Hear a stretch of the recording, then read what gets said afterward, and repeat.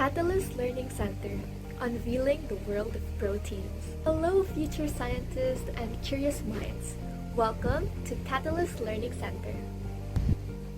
What teeny tiny things make you strong enough to do push-ups, keep your hair shiny, help your brain send lightning fast messages, and even guard your body from germs? That's pretty wild, right? Want another clue?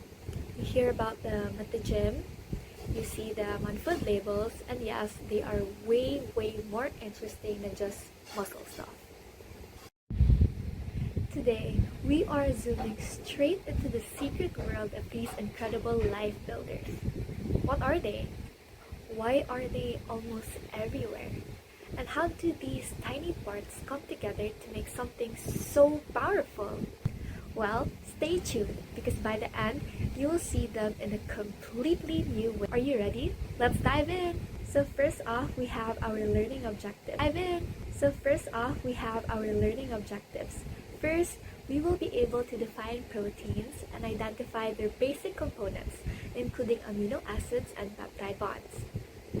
Second, explain the abundance of proteins in living organisms and their significance in cellular structure and function. And lastly, describe the diverse functions of proteins such as enzymatic activity, structural support, transport, communication, and immune defense. Gym ads, see them in cereal boxes, and they're literally inside every living thing. But what exactly are proteins? Well, proteins are the most abundant macromolecules in living things. And trust me, they are big deals.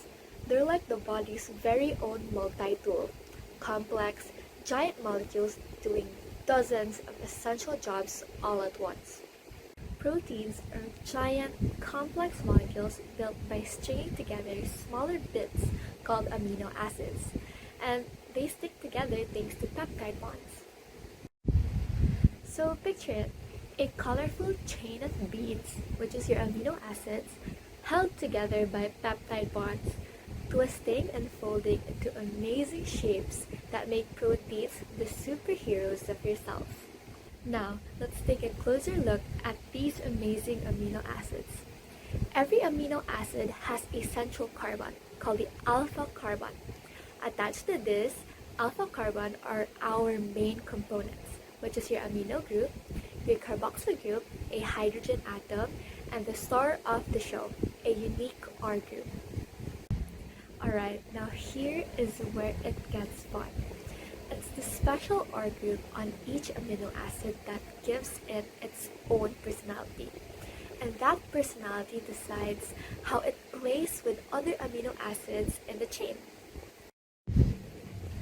Take a look at here. There is a whole alphabet of amino acids with names like alanine, valine, leucine, and plenty more. But scientists don't just stop at naming them. We actually group them based on how those R groups behave. First up, we've got our neutral amino acids. These guys don't carry a charge, but they still split into two squads, nonpolar and polar. Nonpolar, well, these R groups hate water and usually hide inside a folded protein, which is why they are also known as hydrophobic. First, we have aliphatic, which are your alanine, valine, leucine, and isoleucine. And then we have our cyclic, which is your proline. Our aromatic, your phenylalanine and your tryptophan, and your sulfur-containing, which is your methionine. And up next, we have our polar, which is hydrophilic but not charged. These are R groups who love water, so they often hang out on the outside of the protein. So we have our OH groups, which is your serine, your threonine, and your tyrosine.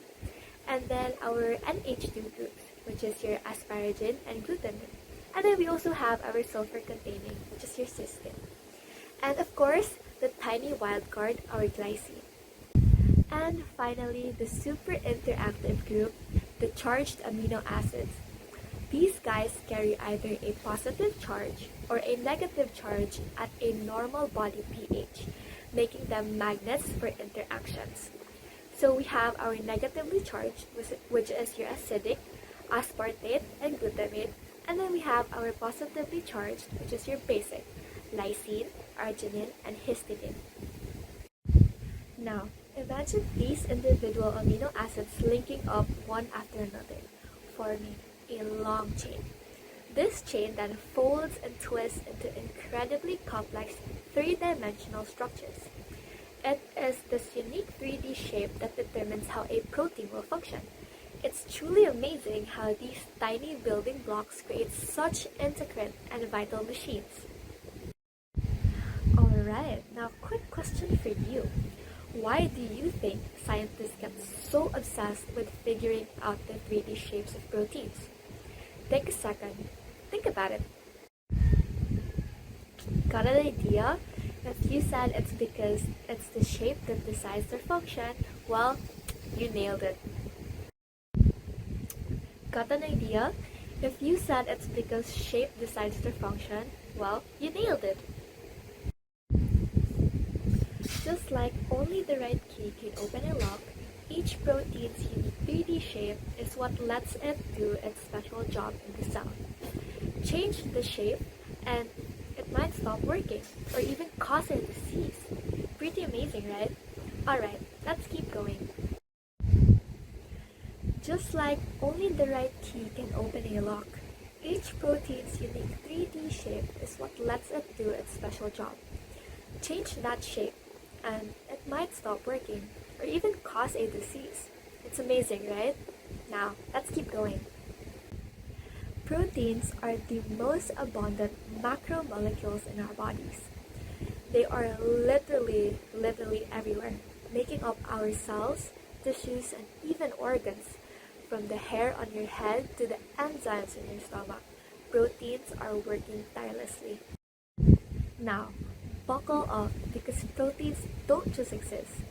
They're absolute multitasking legends.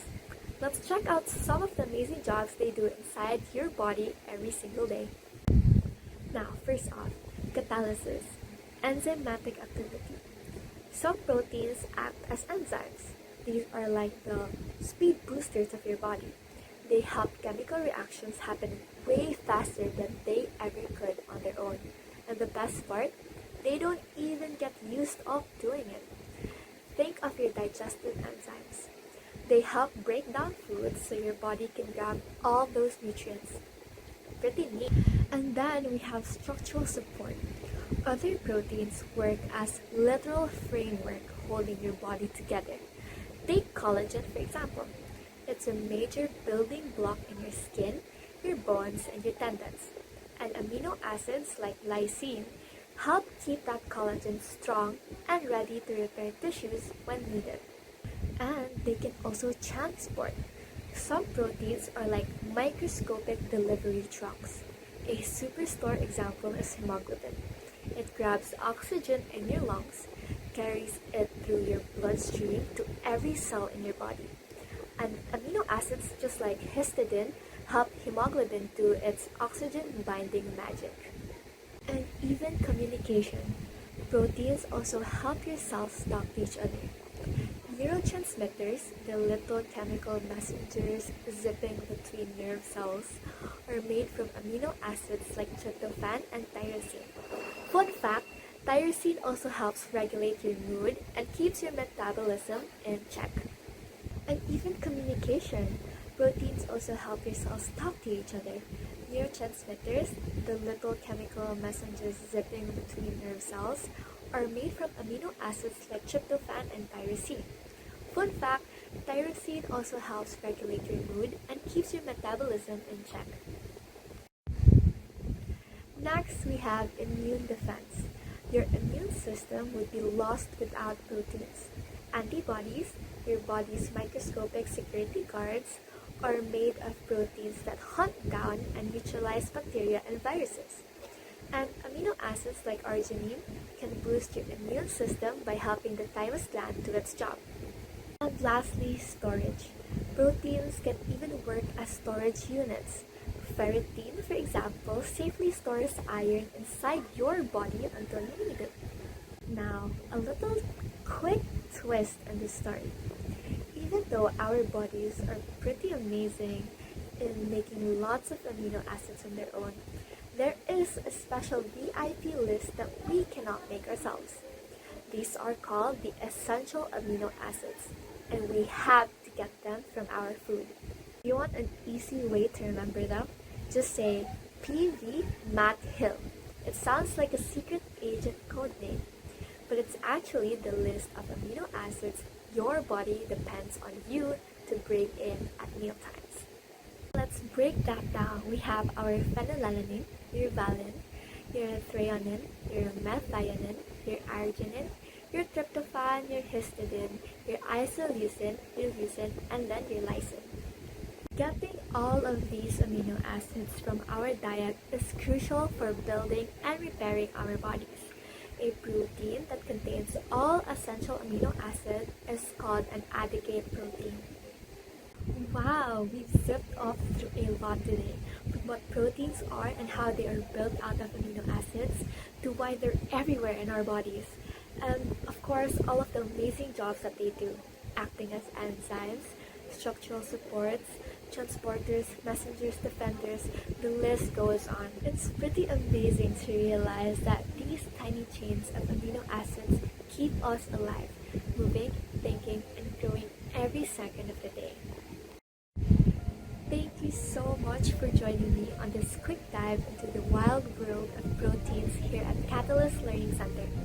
Keep exploring, keep questioning, and most importantly, keep learning.